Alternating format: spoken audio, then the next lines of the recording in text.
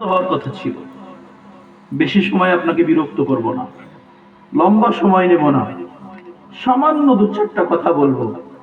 এখন তো মাহফিলের সংখ্যা কম হয় না, ঠিক না? গলি গলি মাহফিল হইতেছে, মসজিদে মসজিদে মাহফিল, মাদ্রাসায় মাদ্রাসায় মাহফিল, যুব সমাজের উদ্যোগে মাহফিল, বাজার কমিটির উদ্যোগে মাহফিল, প্রত্যেকটা অলিতে গলিতে মাহফিল চলতেছে। শোনার সংখ্যাও কম না। আগে চাষটলে গান বাজত, এখন ওই চাষটলে ওয়াজ বাজে। আগে বাসে দেখতাম যেগুলোতে টেলিভিশন আছে ওইগুলো সিনেমা চলতো, এখন কোনো না কোনো স্কলারের ওয়াজ বাজে। আগে যুব সমাজ কানে ইয়ারফোন লাগায়া ঘুমায়া যাইতো গান শুনতে শুনতে, এখন বহু যুবক এমন আছে যে যুবকরা কানের মধ্যে ইয়ারফোন লাগায়া সারা রাত ওয়াজ শুনে। না শোনে না? কি বলেন? আমার কথা বুঝতেছেন আপনারা? আমি আপনাদের এলাকারই মানুষ, বোঝার তো কথা। তো শোনার মাত্রাও কম না, শোনার সংখ্যাও কম না, মাহফিলের সংখ্যাও কম না, কিন্তু আফসোস হেদায়েত হইতেছে কয়জন? কতটুকু হেদায়েত হইতেছে? পুরুষ কতটুকু হইতেছে, নারী কতটুকু হইতেছে, যুবক কতটুকু হইতেছে, যুবতী কতটুকু হইতেছে? হেদায়েত শূন্য কেন হইতেছে? ও মেরে দোস্ত, কথা যদি দিল থেকে বাহির হয় আর ওই কথা যদি দিলে আঘাত করে, হেদায়েতের জন্য এক কথা যথেষ্ট হয়। বেশি লম্বা বয়ানের দরকার নাই। আপনি কিতাব খুলে দেখেন, বনি ইসরাইলের এক যুবক, কিফিল নামের এক যুবক, প্রতি রাত্রে শুধু নারীর পিছনে 60 লাখ টাকা খরচ করত। একদিন দেখ নারীকে দিয়ে আসছে, তুই রেডি হ, আমি রেডি হয়ে আসতেছি। কিফিল ঘরে ঢুকছে, দেখো নারী ঘরের কোনায় চোখের পানি ঝরে কাঁদতেছে। কিফিল জিজ্ঞেস করছে, কাঁদিস কেন? তোকে জোর করে ধরে নিয়ে আসি নাই, তুই তো টাকার বিনিময়ে আসছিস, তোকে জোর করে নিয়ে আসি নাই আমি, তুই কাঁদিস কেন? নারী বলতেছে, কিফিল দেখ, আমি কোনো বাজারি মহিলা না, আমি কোনো খারাপ কাজের মহিলা না, আজকে আমার অভাব তোর হাতে উঠে আসছে, আজকে দারিদ্রতা এই পর্যন্ত আমাকে দিয়ে আসছে। কিফিল বলতেছে, তারপরেও তুই তো স্বেচ্ছায় আসছিস, তোকে তো জোর করে ধরে নিয়ে আসি নাই, কাঁদিস কেন? বলতেছে, কিফিল দেখ, আমি তো ভাবতেছি আজকে যদি দারিদ্রতার কারণে তোর সামনে যদি আমি অপকর্ম করি, আমি ভাবতেছি আমার এই চেহারা, এই গুনার চেহারা মালিককে আমি কিভাবে দেখাবো? আমার এই অপরাধীর চেহারা আমি আল্লাহকে কিভাবে দেখাবো? আমি ও মেরে দোস্ত, কাপুরার যুবক, বৃদ্ধ, নারী, পুরুষ সবাই যদি একটা কথা ভাবতো, আজকে সবাই গুনায় ডুবন্ত, যদি এতটুকু একটা কথা ভাবতো, আজকে তো গুনাহ করতেছি, কালকে এই গুনার চেহারা মালিককে আমি কিভাবে দেখাবো? চাঁদাবাজ যদি ভাবতো আমি চাঁদার কারবার করতেছি, কালকে মালিককে চেহারা কিভাবে দেখাবো? সুদখোর যদি ভাবতো আমি সুদের কারবার করতেছি, আমার এই চেহারা মালিককে আমি কালকে কিভাবে দেখাবো? ঘুষখোর যদি ভাবতো আমার চেহারা মালিককে কিভাবে দেখাবো? মিথ্যাবাদী যদি বলতো আজকে তো মিথ্যার ছড়াছড়ি চলতেছে, বিচার বিভাগ থেকে নিয়ে শুরু করে দোকানপাট পর্যন্ত মিথ্যার ছড়াছড়ি চলতেছে, তারা যদি এতটুকু ভাবতো মিথ্যা কথা তো বলতেছে, এই চেহারা মালিককে কিভাবে দেখাবো? মিথ্যা যে কত বড় অপরাধ! আল্লাহ রসুলকে সাহাবায়ে কেরাম জিজ্ঞেস করছে, ইয়া রাসূলুল্লাহ, কোন মুমিন কি মিথ্যা বলতে পারে কিনা? আল্লাহ রসুলকে সর্বপ্রথম জিজ্ঞেস করা হয়েছিল, কোন মুমিন কি জিনা করতে পারে? আল্লাহ রসুল বলেন, হ্যাঁ পারে, তো যদি শয়তানের ধোকায় পড়ে তো করতে পারে। তো ইয়া রাসূলুল্লাহ, কোন মানুষ কি হত্যা করতে পারে? এটাও পারে। যদি কোনো মানুষ চুরি করে, এটাও পারে। ইয়া রাসূলুল্লাহ, মানুষ কি মিথ্যা বলতে পারে? না, মুমিন কোনোদিন মিথ্যা বলতে পারে না। মুমিন কোনো মিথ্যা বলতে পারে না। মিথ্যা বলা এতটাই অপরাধ, কিন্তু আজকে আমার সাধারণ মানুষ থেকে নিয়ে প্রধান পর্যন্ত সবাই মিথ্যায় ডুবন্ত, কিন্তু একবারও ভাবে না যে মিথ্যা কথা তো বলতেছি, মালিকের সামনে চেহারা কিভাবে নিয়ে দাঁড়াবো। আমার মনে হয় যদি এতটুকু ভাবতো, তাহলে কাপুরার 80 ভাগ অপরাধ কমে যেত। শুধু এতটুকু ভাবনা নিয়ে যদি উঠতো। তো সে বলতেছে, দেখ কিফিল, আজকে যদি অভাবের কারণে তোর সাথে আমি অপরাধ করি, আগামীকালকে আমি চেহারা মালিককে কিভাবে দেখাবো? এক কথা কিফিলের কলিজা ছেদ হয়ে গেছে, কিফিলের হৃদয় ভাঙ্গা, প্রাণ খান হয়ে গেছে। কিফিল বলতেছে, বোন, তোর যদি একদিনের গুনার যদি অনুভূতি এইরকম হয়, আমি তো প্রতি রাত্রেই গুনাহ করতেছি, আমার এই চেহারা মালিককে আমি কিভাবে দেখাবো? কিফিল শুধু এতটুকু বলছে, বোন, তোকে যা টাকা দিয়েছি তুই নিয়ে যাবি, তোর শরীর আমি টাচ করবো না, তবে এতটুকু আরজি তোর কাছে, তুই যাওয়ার আগে হাতটা উঠে মালিককে বলে দে না, আমার আল্লাহকে একবার বলে দে, আমার মনে হয় তোর সাথে মালিকের সম্পর্ক আছে। যদি তারা থাকতো তাহলে গুনার কারণে এই অনুভূতি তোর আসতো না। বিদায় আমার মনে হয় মালিকের সাথে সম্পর্ক তোর, তুই যাওয়ার আগে মালিকের কাছে একবার হাত উঠে বলে দে না, ওই আল্লাহর কাছে একবার বলে দে, আমি কিফিল আজকে তওবা করতেছি, আর কোনোদিনই গুনাহ করব না।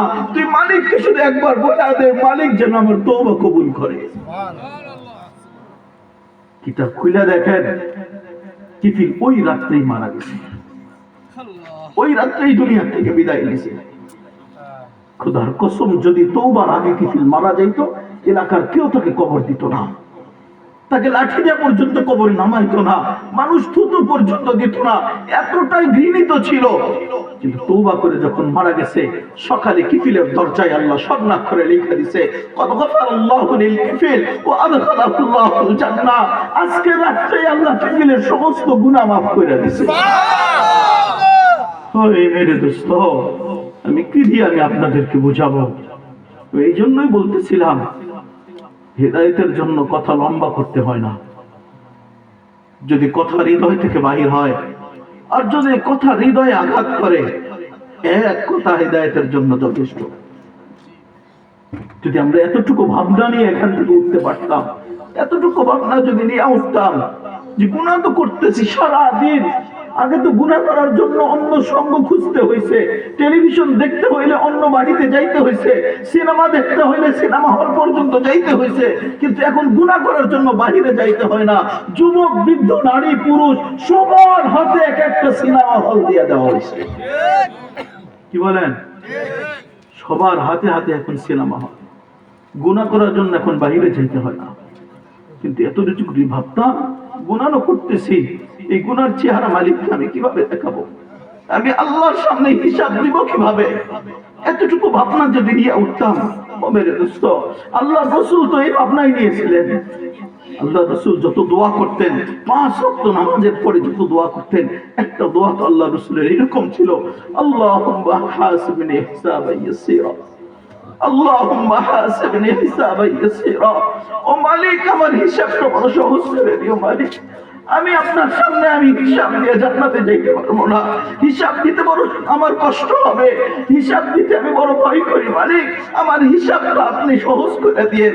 অথচ কিয়ামতের দিন আল্লাহ রাসূলের যে মাকাম হবে, এটা কারো কাছেই কম না।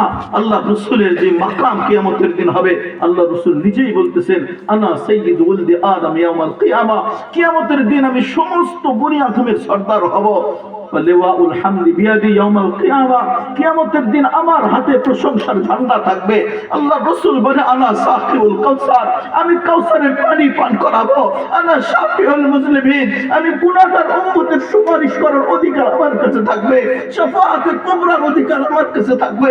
কিন্তু ওই রাসূলও বলতেছে, আল্লাহুম্মা হাসিবনি হিসাবান ইয়াসীরা, আয় আল্লাহ, আমার হিসাবটা বড় সহজ করে দিয়েন আল্লাহ। তাহলে আমি কোথায়, আপনি কোথায়? আমার কি ভাবনা হওয়ার দরকার ছিল না? নারী পুরুষ সবাই যদি এতটুকু ভাবতাম যে আমি আল্লাহর সামনে হিসাব কিভাবে দিব। আল্লাহ রাসূল নিজের কন্যা ফাতেমাকে বলতেছে, আল্লাহ রাসূল ফজরের সময় যে ডাক দিতেন, ইয়া ফাতেমা কুমি ইলাস সালাহ, ও ফাতেমা নামাজের জন্য দাঁড়ায় যাও, আনকিযি নাফসাকা মিনান নার, তুমি নিজেকে জাহান্নামের আগুন থেকে বাঁচাও। আমি তোমার বাবা, তোমাকে বাঁচাইতে পারবো না, আমি নিজেকে জাহান্নাম থেকে বাঁচাও। যদি জাহান্নাম থেকে যদি বাঁচাইতো আল্লাহ রাসূল, তাহলে সর্বপ্রথম আবু তালেব নাজাত পেয়ে যেত, সর্বপ্রথম আবু তালেব নাজাত পেয়ে যেত। কিতাব খুলে দেখেন, বুখারীর riwayat, আল্লাহ রাসূল গেছেন, আবু তালেব যখন মৃত্যু সজ্জায়, ওই জায়গায় আল্লাহ রাসূল গেছেন, পাশে বসছেন। তার চতুর্দিকে আবু জেহেল, উতবা, সাইবা, তারা সবাই বসা ছিল। আল্লাহ রাসূল যা বলতেছেন, ইয়া আম্মি কুল লা ইলাহা ইল্লাল্লাহ আশহাদু লাকা বিহি ইনদাল্লাহ। ও আমার চাচা, আপনি তো দুনিয়ায় আমার সাথে সঙ্গ দিছিলেন, শুধু সঙ্গ না, আমার সাথে শিয়াবে আবু তালেবে একাধিক বছর পাতা চাপাইছে, পাতা। আল্লাহ রাসূল বলতেছিলেন, চাচা শুধু আপনি একবার কালেমা পড়ে এখান থেকে বিদায় নেন, খোদার কসম সকলের আগে আপনার জান্নাতের ফয়সালা করার জন্য আমি আল্লাহর সামনে সাক্ষী দিব। চাচা বলতেছে, ভাতিজা আমি জানি তোমার ধর্ম সত্য, আমি জানি তোমার দিন সত্য, কিন্তু আমি এই কাফের সর্দারদের কাছে ছোট হইতে পারবো না, আমি আমার মাথা নত করতে পারবো না। আল্লাহ রাসূল বলেন, চাচা যদি জোরে নাও পড়তে পারেন, আস্তে করে আমার কানের পরে কালিমাটা শুনে যান। চাচা বলতেছে, এটাও পারবো না, ওরা তো দেখা ফেলবে। আল্লাহ রাসূল বলেন, চাচা এটাও যদি না পারেন, একটা সুযোগ দিয়া যান। সেটা কি? আমি কালেমা পড়তেছি, আপনি শুধু একবার আমার কাছে সাথে শুধু ঠোঁটটা নাড়ায় দেন, আপনি শুধু মুখটা শুধু একটু নাড়ায় দেন, তারপরেও কিয়ামতের দিন আপনার ঈমানের ব্যাপারে আল্লাহর কাছে সাক্ষী দিব আমি। যদি না দিতে পারেন, আমাকে মহব্বত করছেন, কোনো কাজে আসবে না, আমার সাথে সম্পর্ক ছিল, কোনো কাজে আসবে না, জাহান্নামের আগুন অপেক্ষা করতেছে। আবু তালেব ওই সময় বলে যাইতেছে, আল্লাহর খায়রুম মিনাল আর। ও ভাতিজা, আমি তো জাহান্নামের আগুন সহ্য করতে পারবো, কিন্তু এই কাফেরদের সমালোচনা আমার সহ্য হবে না, এই জন্য আমি জাহান্নামের আগুনকেই নিজের কইরা দুনিয়া থেকে বিদায় নিলাম। আল্লাহ রাসূল এত ব্যথিত হইছেন, আল্লাহ রাসূল চিৎকার দিয়ে বলছেন, আম্মি আম্মি মা তারাকতানি সাবিলা। ও চাচা, আমার জন্য কোনো পথ রাখা গেল না, তোমাকে বাঁচানোর জন্য আমার কোনো পথ রাখা গেল না। আল্লাহ সাথে সাথে কোরআনের আয়াত নাযিল করছে, ইন্নাকা লা তাহদি মান আহবাবতা ওয়ালাকিন্নাল্লাহা ইয়াহদি মান ইয়াশা। ও আমার হাবিব, আপনি যাকে পছন্দ করেন হেদায়েত দিতে পারেন না, হেদায়েতের চাবিকাঠি আমি আল্লাহর হাতে। আল্লাহ রাসূল ব্যতীত হয়েছেন, শুধু রাসূল না, সাহাবায়ে কেরাম পর্যন্ত ব্যতীত হয়েছেন। যেদিন আবু বকর রাদিয়াল্লাহু তাআলা আনহু নিজের পিতাকে নিয়ে আসছেন আবু কুহাফাকে আল্লাহ রাসূলের কাছে, ইয়া রাসূলুল্লাহ আমার পিতাকে আপনি কালেমা পড়ে মুসলমান বানায়া দেন। আল্লাহ রাসূল যখন আবু কুহাফাকে কালেমা পড়ে মুসলমান বানাই দিয়েছিলেন, তাকায় দেখেন আবু বকর অজরে কাঁদতেছে। আল্লাহ রাসূল জিজ্ঞেস করছে, আবু বকর তোমার চোখে পানি কেন? আজকে তো তোমার আনন্দের দিন, তোমার পিতা আজকে ইসলাম গ্রহণ করতেছে, তোমার পিতা আজকে হেদায়েতের ছায়াতলে আসতেছে, হইতে পারে জান্নাতের অধিবাসী হবে, এই জন্য তোমার খুশি হওয়ার দিন, কাঁদতেছো কেন? ইয়া রাসূলুল্লাহ আজকে তো আমার খুশি হওয়ার দিনই ছিল, আমি তো আজকে যতটুকু আনন্দিত হইছি, খোদার কসম যদি আপনার পিতা আবু তালেব যেদিন দুনিয়া থেকে বিদায় নিছে, ইয়া রাসূলুল্লাহ সেই দিন যদি আবু তালেব ঈমান নিয়ে যাইতে পারতো, আজকে যা খুশি হইছি এর চাইতে 100 গুণ বেশি খুশি হইতাম। সুবহানাল্লাহ। ওই চাচাও শুধু রাসূলের কারণে জান্নাত পাইতে পারে না, এই জন্য নিজের কলিজার টুকরা সন্তানকে বলতেছে, ফাতেমা তুমি নিজের আখের বসাও, নিজেকে জাহান্নাম থেকে বাঁচাও। আমি তো বলি, ও যুবক তুমি নিজেকে জাহান্নাম থেকে বাঁচাও, ও বৃদ্ধ তুমি নিজেকে জাহান্নাম থেকে বাঁচাও। আমার মা বোনদেরকে আমি বলতে পারি, এটা নিজেকে যদি জাহান্নাম থেকে না বাঁচায়, সম্পর্ক দিয়ে কেউ দুনিয়ার জাহান্নাম থেকে বাঁচতে পারবে না। এই জন্য আল্লাহ রাসূল ফাতেমাকে বলতেছিল, তুমি দাঁড়াও নামাজে, অথচ ফাতেমা রাদিয়াল্লাহু তাআলা আনহা কিতাব খুলে দেখেন সাইয়্যিদাতুন নিসাই আহলিল জান্নাহ, জান্নাতের রমণীদের সর্দার। তাকে দেখা পর্যন্ত যখন হাদিসে আসছে, যখন ফুলসিরাত পার হবে, আল্লাহ এক একটা নবীকে ডাক দিবে, ইয়া আদম নবিয়ুল্লাহ, ইয়া নূহ, ইয়া নূহ, ইয়া নূহ, ইয়া মুসা কালিমুল্লাহ, ইয়া ইব্রাহিম খলিলুল্লাহ। সমস্ত নবীকে এক একটা ডাক দিবে আর বলবে, আল্লাহ তাআলা তাদেরকে বলবে, ওয়াক্তু আবসারাকুম, তোমরা নিজেদের চোখকে নিচু করে দাও, চেহারা নিচে নামায় দাও। কেন মাওলা? ওই এখন ফাতেমা ফুলসিরাত পার হবে, খবরদার কেউ চোখ উঠে ফাতেমার দিকে তাকাইতে পারবে না। সুবহানাল্লাহ। ফাতেমা রাদিয়াল্লাহু তাআলা আনহার মর্যাদা ওই পর্যন্ত। তারপর আল্লাহ রাসূল বলতেছেন, ফাতেমা তুমি নিজেকে জাহান্নাম থেকে বাঁচাও। আমরা নিজের সন্তানকে কয়দিন এই কথা বলছি? আমরা নিজের মেয়েকে কয়দিন নামাজের জন্য উঠায় দিছি? নিজের ছেলেদেরকে কয়দিন আমরা নামাজের জন্য উঠায় দিছি, নামাজের জন্য উঠাবো তো দূরের কথা, আমরা তো 17, 18, 20 বছর হয়ে গেছে, তারপরেও বলি না বাচ্চার শরীর খারাপ করবে, এখন নামাজে যাওয়ার দরকার না। বলি না, কি বলেন? হ্যাঁ, আমার কথা বুঝতেছেন আপনারা? আমি আপনাদেরকে সুর শোনানোর জন্য এখানে বসি নাই, আমি আপনাদেরকে সুর শোনানোর জন্য এখানে বসি নাই, আপনার হৃদয় ঝাঁকার জন্য বসেছি এখানে। যদি খাপুরার মানুষের দিল থাকে, দিল, যদি দিল না থাকে, যদি আল্লাহ তাআলা মোহর মেরে দেয়, আমার কিছু বলার নাই। যদি দিল থাকে, একটা কথাও যদি হৃদয়ে আঘাত করে, আমার মনে হয় প্রত্যেকটা মানুষ, নারী পুরুষ যুবক যুবতী এখান থেকে হেদায়েতের বাণী দিয়ে উঠবে। যদি ধৈর্য ধরে শোনেন, শুনছেন তো বহুত ওয়াজ, ওয়াজ শোনা কম হয় না, আগেই তো বলছি, কিন্তু পরিবর্তন কতটুকু হইতেছে। যদি এখান থেকে উঠা কালকেই যদি আমি বলতে পারি আমার সন্তানকে, আল্লাহর রাসূল ফাতেমাকে বলছে নিজেকে জাহান্নাম থেকে বাঁচাও, তুমি আমার সন্তান কোনো কাজে আসবো না, তুমিও নিজেকে জাহান্নাম থেকে বাঁচাও। মেয়েকে যদি বলতে পারি, সন্তানকে যদি বলতে পারি, ছেলেকে যদি বলতে পারি, নিজের স্ত্রীকে যদি বলতে পারি, তাহলেই না আমার এই ওয়াজ সার্থক হবে। কিন্তু তারপরেও যদি বলতে না পারি, সন্তানদেরকে নামাজে বানাইতে পারি, স্ত্রীকে যদি নামাজি না বানাইতে পারি, মহিলাদেরকে যদি পর্দায় না রাখতে পারি, তো ওই ওয়াজ দিয়ে কি লাভ হবে? আমার ওয়াজের কোনো দাম নাই যদি আমলই না করতে পারি। এই জন্য আল্লাহ রাসূল শিক্ষা দিয়ে গেছে, ফাতেমা নিজেই নিজেকে জাহান্নাম থেকে বাঁচাও। এক সময় আল্লাহ রাসূল ফাতেমার ঘরে গেছে, যাওয়ার পরে ঘরে ঢোকার আগে ফাতেমাকে বলতেছে, ফাতেমা আমি তোমার আব্বা এসেছি, ঘরে ঢুকবো। ফাতেমা বলতেছে, আব্বা আপনি ঘরে ঢোকেন না কেন? কই পর্দা করার মতো আমার শরীরে কোনো কাপড় নাই। আল্লাহ রাসূল নিজের চাদর মোবারক ভিতরে দিছে, ফাতেমা রাদিয়াল্লাহু তাআলা পর্দা করছে। আল্লাহ রাসূল গেছেন ফাতেমার পাশে বসছে, একই চৌকির উপরে বসছে, আল্লাহ রাসূলের কাঁধের উপরে ফাতেমা মাথা রাখছে, আল্লাহ রাসূলের গাল ফাতেমার গালের সাথে, আল্লাহ রাসূলের চোখের পানি ফাতেমার গাল বেয়ে বেয়ে পড়তেছে, ফাতেমার চোখের পানি রাসূলের বুক ভিজে যাইতেছে। ফাতেমা ডাক দিয়ে বলছে, আব্বা জান এভাবে আর কতদিন চলতে পারে? কি হয়েছে মা? আজকে 3 দিন হইল ফাতেমার ঘরে কোনো আগুন জ্বলে নাই। আল্লাহ রাসূল বলতেছে, ফাতেমা তোমার বাপ হইল সাইয়্যিদুল কাউনাইন খাতামুন নবিয়্যিন, তোমার ঘরে 3 দিন আগুন জ্বলে নাই। তুমি তাকায় দেখো, তোমার পিতার পেটে 5 দিন হইল পাথর বাইধা রাখছে। ফাতেমার চোখের পানি আল্লাহ সহ্য করেন না, জিবরাইল পাঠায় দিছে।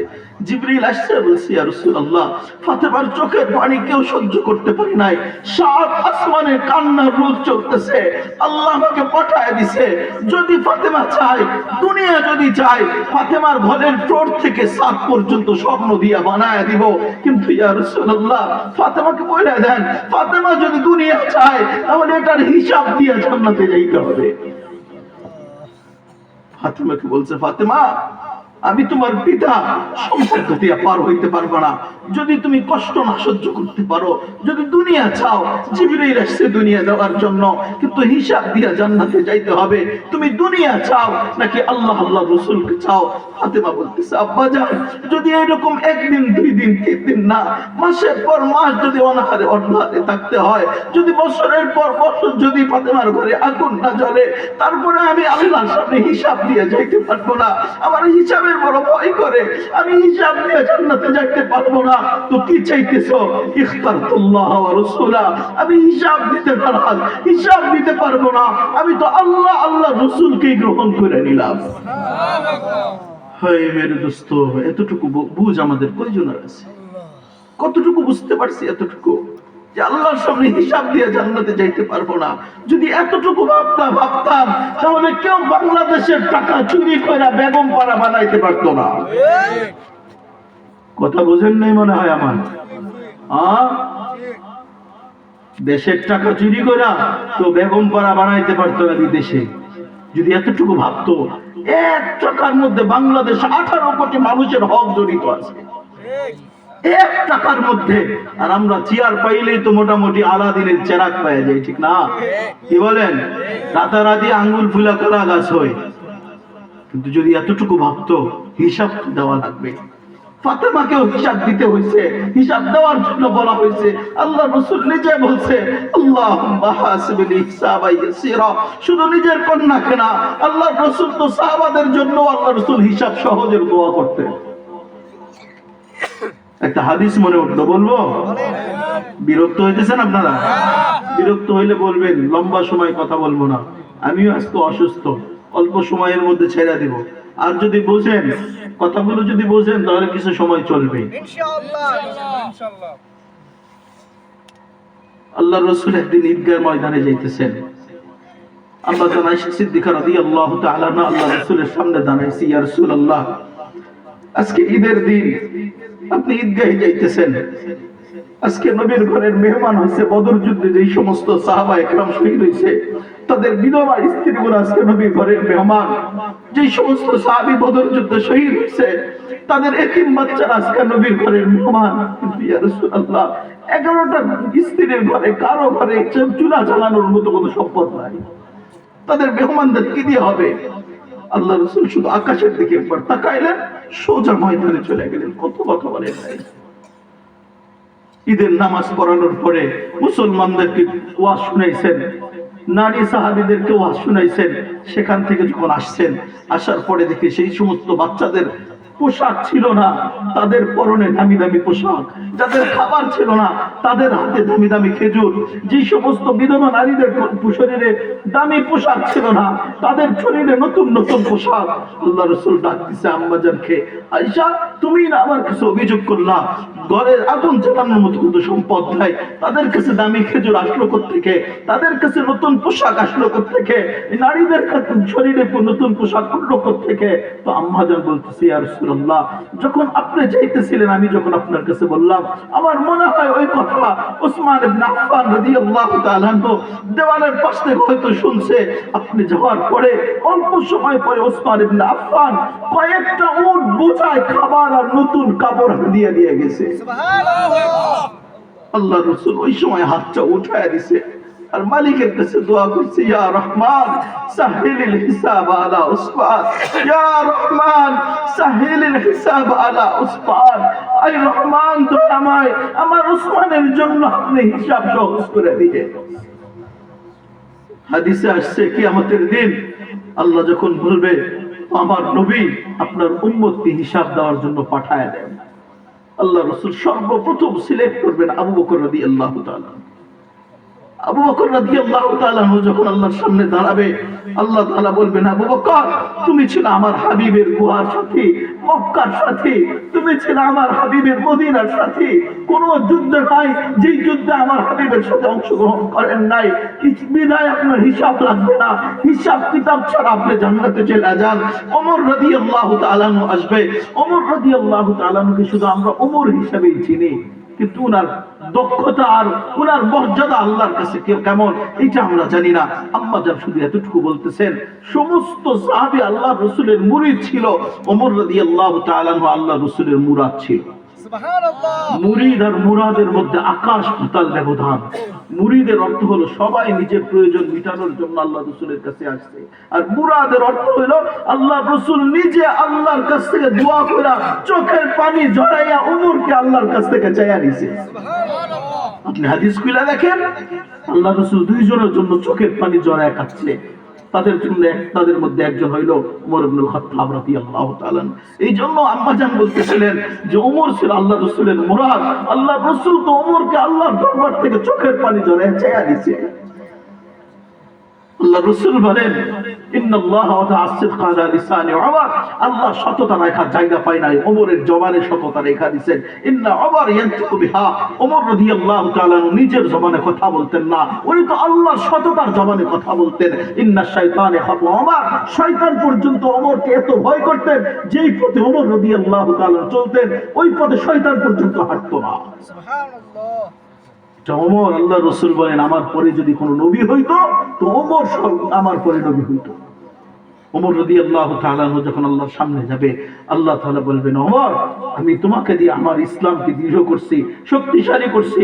ওমর রাদিয়াল্লাহু তাআলা আনহু সর্বপ্রথম যখন ঈমান গ্রহণ করে, আল্লাহ রাসূলকে যা বলতেছেন, ইয়া রাসূলুল্লাহ ইসলাম কি সত্য না? হ্যাঁ সত্য। আল্লাহ কি সত্য না? হ্যাঁ সত্য। আল্লাহর ইবাদত কি সত্য না? হ্যাঁ সত্য। তো তাহলে আমরা ঘরে বসে ইবাদত করব কেন? সর্বপ্রথম ওমর রাদিয়াল্লাহু তাআলা আনহু যখন ইসলাম গ্রহণ করছে, সর্বপ্রথম কাবার চত্বরে উচ্চ আওয়াজে আযান হয়েছে। খোদার কসম, যদি আজকে ওই উমরের মতো যুবকরা যদি দাঁড়ায় যায়, যুবকরা যদি ইসলামের জন্য দাঁড়ায় যায়, নিঃসন্দেহ প্রত্যেকটা অলিতে ওই গলিতে ইসলামের আওয়াজ ধ্বনিত হবে। যুবকের শক্তি আছে, ক্ষমতা দিয়ে রাখছে আল্লাহ, কিন্তু যুবকের দরকার শুধু ইসলামের জন্য জাগরণ, ইসলামের জন্য জাগতে হবে। যদি জাগতে পারে, ওমর রাদিয়াল্লাহু তাআলা আনহুর মাধ্যমে যেমন ইসলামকে শক্তিশালী করছে, আজও যুবকের মাধ্যমে আল্লাহ ইসলামকে শক্তিশালী করবে।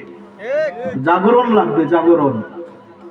হাদি চলে গেছে, আর হাজারো হাদি দুনিয়াতে সৃষ্টি হবে, বাংলাদেশে সৃষ্টি হবে। এটা জেনে রাখেন, ইসলাম এমন একটা গাছ, যে গাছে পানি ঢালতে হয় না, রক্ত ঢালতে হয়। আল্লাহ রাসূল বলেছেন, ইসলামের গোড়ায় রক্ত ঢালতে হয়। এক হাদি চলে গেছে, হাজারো হাদির জন্ম হবে বাংলাদেশে। ফুল তো ঝরার জন্যই ফোটে, ঠিক না? ফুল চিরজীবন থাকে না, ঝরার জন্যই ফোটে। কিন্তু ফুল ঝরলে শুধু ফুলটাই ঝরে না, আর হাজারো ফুলের বীজ বপন করে যায় না, করে না? কি বলেন? সূর্যমুখী ফুল দেখছেন? সূর্যমুখী ফুল যখন ঝরে যায়, ও শুধু নিজেই ঝরে নাকি হাজারো সূর্যমুখীর বীজ বপন করে যায়? দেখেন নাই মনে হয় সূর্যমুখী ফুল? এখানে হাজারো বীজ আছে।